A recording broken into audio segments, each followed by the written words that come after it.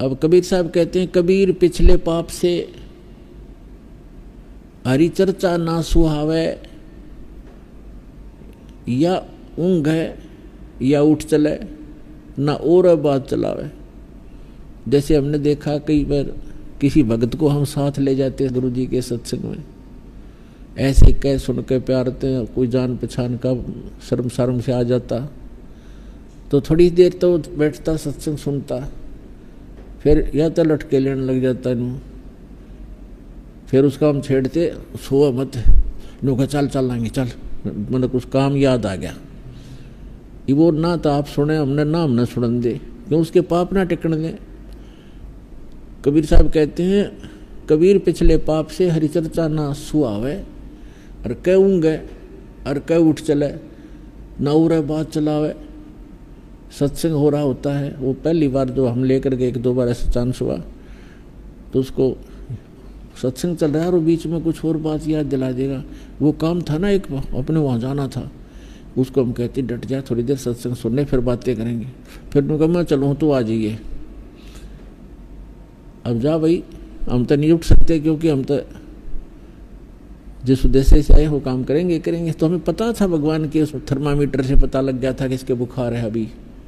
तो कबीर साहब कहते हैं, कबीर पिछले पाप से हरिचर्चा ना सुहावे, और कह ऊँगे कह उठ चले, ना और बात चलावे।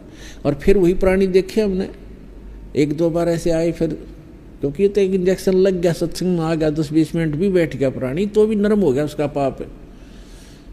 और फिर वही आदमी है 2-2 घंटे जो एक टक देखते रहते हैं, आगे और क्या सत्संग होगा, आगे और क्या बताएंगे गुरुजी। कई बार तो ऐसे होता है, अरे थोड़ा ही सत्संग हुआ आज तो भाई, 2.5 घंटे को भी ऐसा लगता है जैसे थोड़ा ही सत्संग हुआ।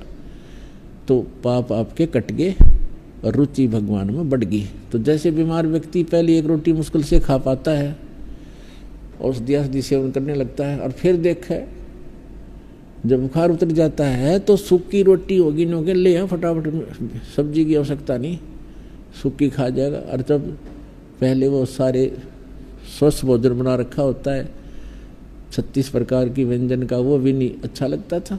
तो पुण्यात्मा सत्संग में आने से, ये तत्व ज्ञान सुनने से हमारे युगों युगों के पाप नाश होते हैं।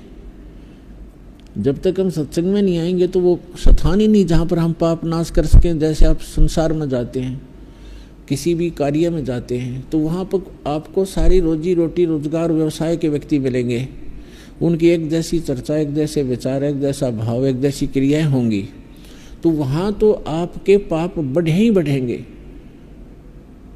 अब ठीक है, काम भी करने पड़ेंगे, फील्ड में भी जाना है,